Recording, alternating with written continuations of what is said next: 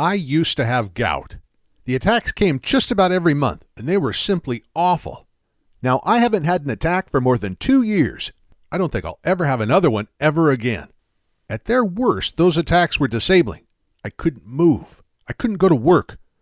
I was literally unable to get up because even the slightest movement of the affected area was beyond unbearable.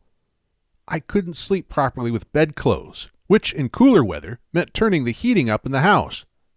Not comfortable for my wife, not good for our energy bills. The causes of gout, and the real causes of gout. After my first encounter with gout, my doctor gave me the standard explanation of its causes. He said that gout was caused by excess uric acid in the blood. Uric acid is a byproduct of the processing of certain foods. The uric acid comes from the liver as a waste product. It's sent to the kidneys from where it is supposed to be removed from the body. I had gout because, in a nutshell, gout is what you get when your body isn't expelling all its uric acid. The excess uric acid forms tiny spike-shaped crystals. Those crystals get into your bloodstream. From there, they find their way into your joints. And from time to time, the immune system attacks them. And when the immune system does that, the inflammation that results is experienced as a gout attack, also known as excruciating, awful pain.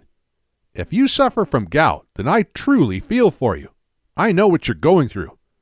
It's been just over 2 years now since my final gout attack, but I still remember what it felt like. Anyway, that was the doctor's explanation of gout. So far, so simple. Gout only gets worse. Over the first year or so, my gout attacks went from one attack every 1 or 2 months to monthly, and then occasionally to every few weeks. I started with the standard meds, anti-inflammatories, steroid jabs, drugs to reduce the uric acid in my blood. Really, despite his best intentions, I think my doctor was simply trying things out. Treatments are offered as much in hope as in the expectation they'll do anything. But even when a drug did do some good, I knew I was just managing the condition. And I realized that for many gout sufferers, this was the case. They could swallow any number of pills, inject as much steroid as their bodies could handle, and avoid every suspect piece of food and drink. The underlying problem, the actual cause of the gout, was still there, creating all sorts of problems for the body to deal with. I followed the typical do's and don'ts. It's typical stuff. Exercise more, lose weight, eat a balanced diet, whatever that is. Eat less red meat. Don't smoke. I never have. Go a couple days a week without alcohol. And it made precisely no difference to my gout at all. Although, to be honest, if I knew then what I know now, I wouldn't have bothered with any of that. Asking the awkward questions. My natural curiosity prompted me to ask questions about this disease. If uric acid leads to gout, then why did I suddenly have too much uric acid in my blood? Well, it makes sense that either A, I was suddenly producing too much of it, or B, that my body simply was no longer removing it effectively. And it turns out that the answer is B. In fact, for 90% of gout sufferers, scientists say that it isn't overproduction of uric acid that is the problem. It's the underprocessing of it. In other words, something's going wrong with the body's ability to expel uric acid properly. So I was quite puzzled. Here's how I thought about it. There was a time when I hadn't even heard of gout, much less suffered from it. Then I had gout for just over 3 years. And then 2 years ago, I experienced my last ever gout attack and never suffered another one. So, for a number of decades of my life, my body handled the uric acid effectively. Suddenly, it could no longer handle that acid properly, and so I found myself with gout. Fast forward after 3 years of gout, and once again, everything is fine. I'm gout-free. It doesn't take Sherlock Holmes to work this out. Remember, it's not that I'm producing too much uric acid that's the problem. It's that I'm no longer removing enough of it from my body. So at first, something in my body was working. It was getting rid of the uric acid. Then it stopped working, so I got gout. Then it started working again. The pain disappeared. There was no more flare-ups, and I was completely healthy once more. But there it is. I had gout because something had stopped working. And it's that something that had stopped working that most of our doctors are failing to address. If we find out what it is that stopped working and then started working again, then we found the key to ending gout forever. What I now know, but didn't know then. I haven't had even a whisper of gout now for over 2 years. And this is because, unlike most sufferers, I found a practitioner who tackled my gout from where it started, as opposed to just handling the symptoms. Once she'd done that, the problem of my body not processing uric acid properly was over. Bye-bye gout. I'm going to tell you about her approach now. But first, just be sure about this, because if you suffer gout, this probably is your experience too. Once my doctor decided I had gout, he followed a pretty standard pattern of advice, medications, and treatments. Doctors all over America typically focus on 3 different approaches to the gout problem. First, since uric acid is the byproduct of the food we eat, they look at dietary restrictions on food, mostly on red meat and alcohol. The thinking is that if less uric acid is being produced in the first place, there's less for the body to deal with. That sounds a lot more sensible than it actually is. Second, gout patients try drugs that tackle the uric acid that's already made it to the bloodstream. The aim here is to help the body do its job of dissolving this excess. That meets with unpredictable results. But worse, it's dealing with the excess uric acid, not the reason why there's excess uric acid. Finally, other drugs are offered to tackle the pain and inflammation of gout as it arises. Again, this deals with what is happening, but not why it's happening. Still, on the surface, all this is perfectly understandable, but there's a serious problem here. Because for as long as the emphasis is on tackling gout at the point where the disease is already in some way in motion, we're simply not addressing what set it in motion in the first place. We feel like we're doing something useful, but we're tinkering at the edges of the problem, which is why gout can and often does go on for years and years, yet it doesn't have to. Gout has dangerous risk factors. Things get a tiny bit worse. During that first visit, my doctor told me 2 other things, and I didn't like either of them. First, he pointed out that each gout attack makes another attack more likely. Once you've had a few attacks, that's about it. Get ready for gout as a regular thing. Some people that have had attacks of gout over a longer period can end up developing a more chronic or persistent form of gout. It's called chronic tophaceous gout, and the pain and loss of mobility is life-altering and disabling. Then he told me this. Gout is a risk factor for other conditions, some of them even more serious than the gout itself. In other words, because I had gout, it was more likely that I'd get at least one of those other conditions. And those other conditions included heart disease, particularly heart failure and strokes. He added that gout was also a risk factor for obesity, type 2 diabetes, arthritis, stress, and a number of unpleasant other conditions. And there isn't a limit on which of those afflictions I could find myself suffering from. It might be that, in time, I contracted just one of them, but it could be 2 of them, or 3. The possibility of my gout being a risk factor for me suffering all those at once did shock me quite a bit. I felt like I was just waiting for something else to go badly wrong with my health. One day, things really became too much. Just over 2 years ago, I had a gout attack that was so painful I was crying. I'm not one of life's criers, but I had to let it go on for a week and was in so much pain I honestly started questioning whether I wanted to live. I went back to my doctor. Turned out he was on vacation, so I saw one of his colleagues instead. She was a nice lady, thoughtful. She listened, and she could tell I was badly affected by this latest flare-up. We had a long conversation, and she told me about a practitioner who specializes in dealing with gout. Seems this practitioner had a startling record with permanently ending gout for her clients. Not reducing it, removing it. That practitioner's approach was verified both in theory, in experiment, and in real life. She based it on 3 decades of science coming from leading researchers in the U.S. and Europe. The research's successes in tackling a range of health conditions are mounting up, and for some years now, the medical community has been rethinking some of their most fundamental ideas about how the body works. From that research, she had created her gout strategy that is now having such profound results for gout sufferers. My doctor admitted it wasn't her area of expertise, so she gave me the name of that alternative health practitioner she'd mentioned. And that's when I first heard of Shelly Manning. And if it's not too dramatic a statement to make, What I learned from Shelly changed my life. The End of Gout.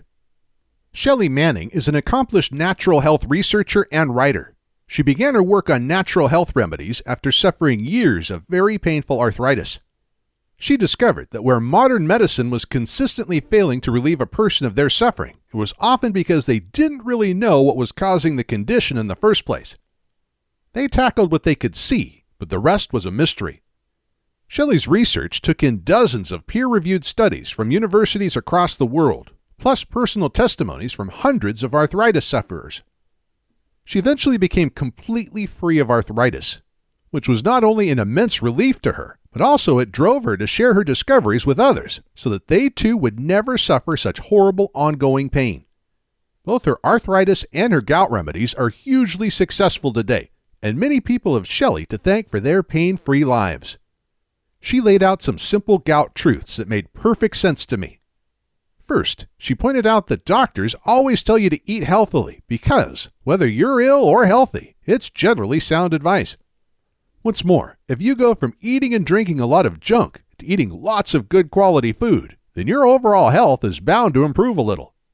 But this is where I learned a startling insight from Shelly. You can eat correctly, as your doctors tell you to. But you can also eat correctly, specifically for gout, which isn't the same thing. Because you can eat food that specifically tackles gout head on. Food that removes the source of gout. That's something that stopped working that we learned about earlier. And that's a whole different ballgame. This ain't theory. How this insight came about is fascinating. Scientists have long known food is a medicine. But what's been happening since the 1980s is that scientists have steadily worked out why it's a medicine. Shelly Manning understands the science of this inside out, which she told me was jaw-dropping. But let me give you the short version, and we'll start with something really weird: your gut. No, your gut's not weird, not in itself, but check this out. You have, it is estimated, something like 75 trillion bacteria in your gut. There are more bacteria in the gut than cells in the entire human body, and you've had them all your life. The bacteria in our gut make up what is called our microbiome. The microbiome refers to all the bacteria that live with us in our guts. It's the community of bacteria, plus other microorganisms, that are permanently with us. There's nothing special or unusual about the human microbiome. In fact, plenty of mammals and some insects also have microbiomes. They're a fact of life. We humans have had our gut microbiome since the dawn of humanity. We need it. Bacteria is not always what you think it is. But, of course, when we hear the word bacteria, we imagine something awful. Disease, contagion, illness, death. Because mostly we associate bacteria with being very ill. There's something to fight off the moment we get them. We buy products from our supermarket that boast how quickly and effectively they kill bacteria. But bacteria are just single-celled organisms that can be found just about anywhere. Some are dangerous. Some are highly beneficial. It depends which bacteria they are, and it depends on where they are. Those that exist within us, within our gut microbiome, are largely beneficial to us. In fact, in a healthy human being, some 95% of them are responsible for a number of vital body processes that either keep us healthy or keep us alive. Yes, they're that important. We are, in fact, extraordinarily dependent on the health of our microbiome. So much about us on the surface, our health, our moods, our body weight, reflects what's going on in the gut. Incredibly, scientists are now recognizing that the microbiome, our gut bacteria, is so vital to our general health that some think of it as an organ in its own right. They regard it as important to our existence as the kidneys or the heart or the lungs. In fact, scientists are able to transplant the gut bacteria from a healthy person into the gut of a diseased patient in order to cure disease. Known as fecal microbiota transplants, these procedures repopulate people's unhealthy gut microbiome with healthy, thriving bacteria.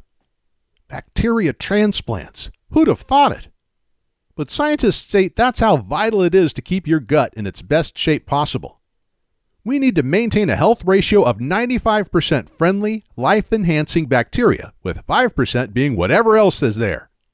When that ratio goes out of balance, humans become vulnerable to infection, poisoning, malnourishment, and a whole range of degenerative and lifestyle disorders. It's really hard to overstate how important our gut health is to us. Our gut health is our health. A healthy microbiome, a healthy gut, is our health in many respects. Obesity is now thought of as a gut disease.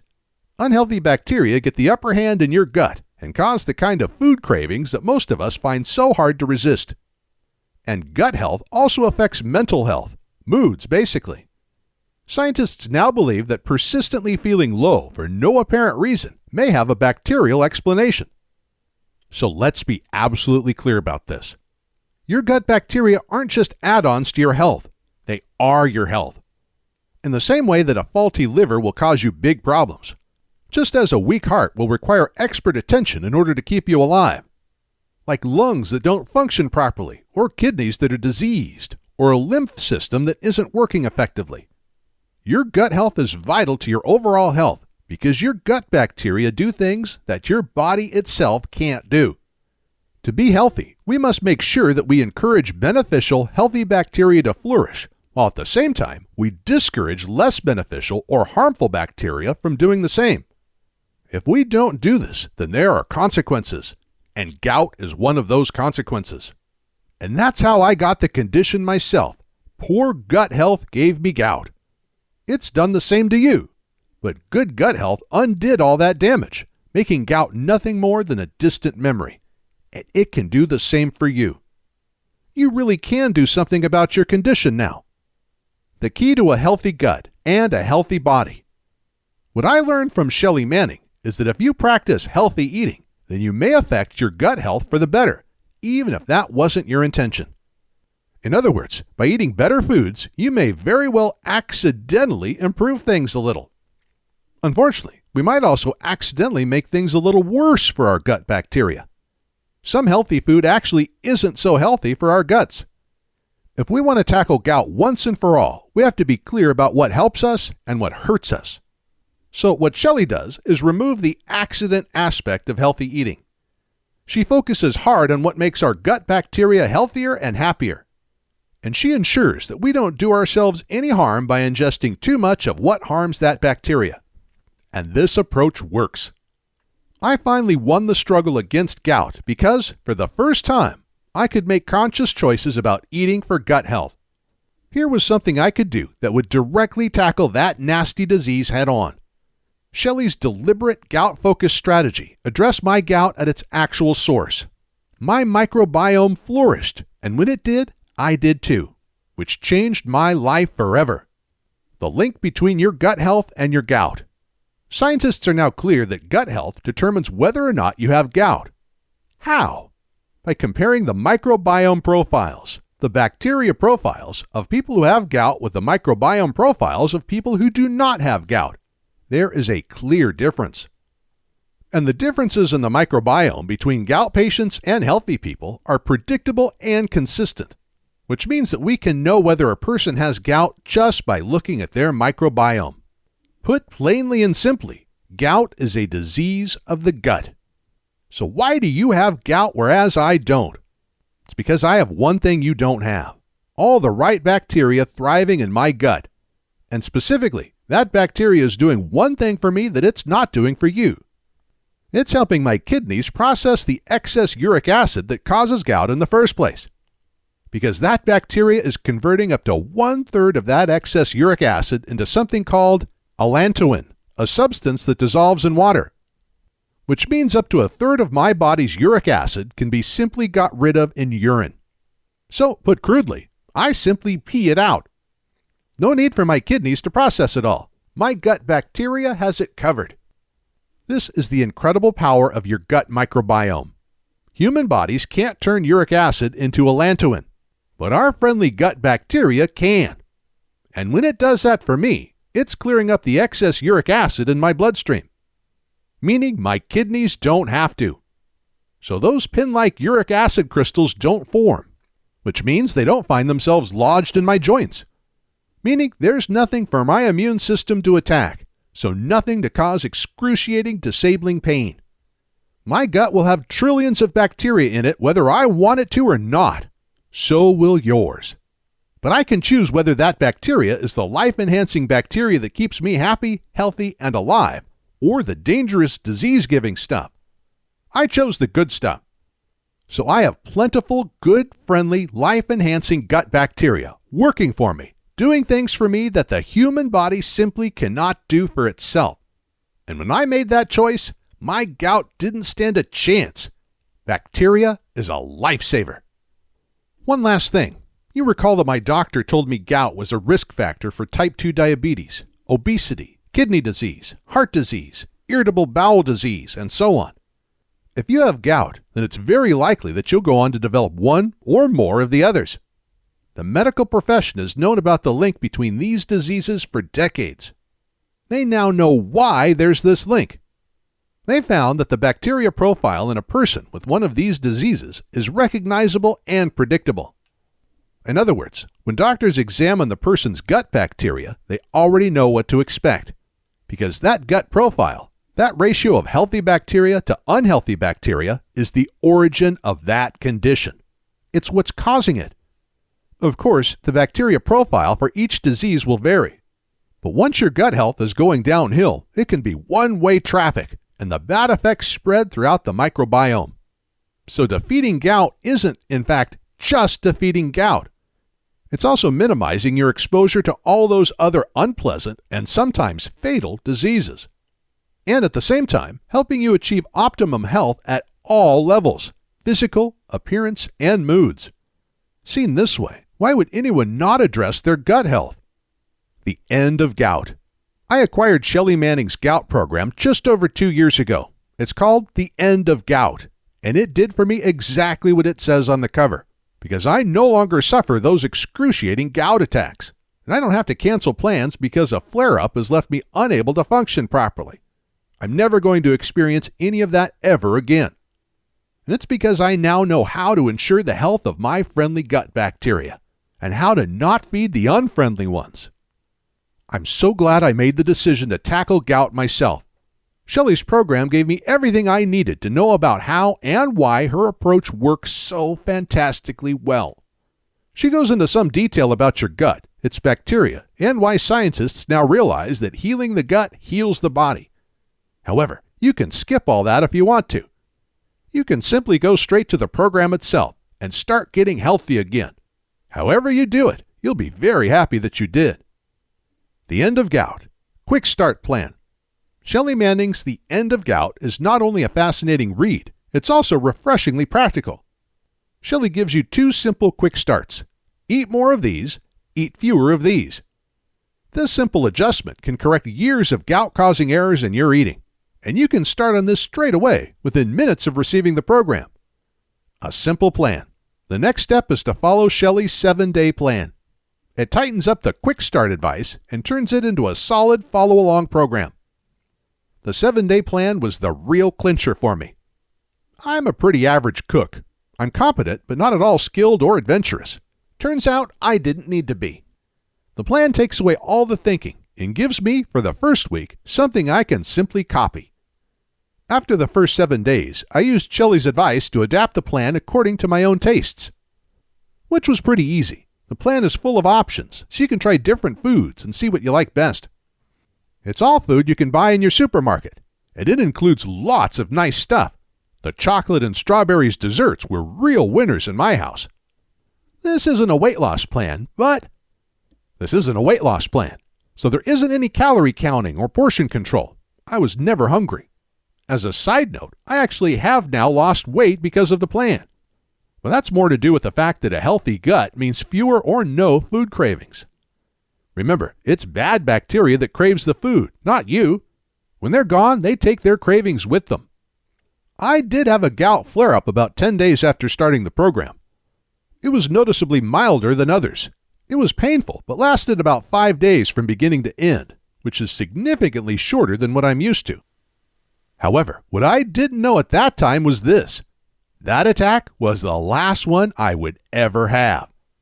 My gout didn't announce that it had thrown in the towel. It just stopped. I had that last attack and never had another one. I am gout-free for life. Now it's your turn. There's now thousands of us who no longer suffer gout because we tackled it at its cause instead of just tinkering with the symptoms. I'm one of them. Remember, I got gout for the same reasons you have it now. An unhealthy gut microbiome meant that bacteria that should have been removing a third of my body's uric acid simply wasn't. That bacteria had diminished to the point that my kidneys were trying to deal with the acid on their own, and they couldn't cope. Nor can yours. It wasn't that I was suddenly producing too much uric acid. It's that my gut was no longer able to help my kidneys remove it from my body. By following Shelly Manning's program, I ate myself back to health, and the transformation from gout to no gout almost felt like magic. You can possibly imagine it yourself, what it would be like to simply never have any gout ever again. Take my word for it, it's wonderful. No flare-ups, no pain, no being laid up in bed for days waiting for the pain to subside. No wondering if some future event will be messed up because I'm laid up in agony with another attack. Just as pleasing as that, I've also dramatically reduced my risks of suffering diabetes, kidney failure, heart disease, and some cancers. Shelly's program lays it all out for us. No special knowledge is required. I found it easy. This program is guaranteed. The End of Gout works. The science behind it is solid and accepted the world over. Thousands of people like me, happy ex-sufferers, will confirm that repairing unhealthy bacteria is the way to remedy conditions like gout, conditions that doctors typically struggle with and never really cure.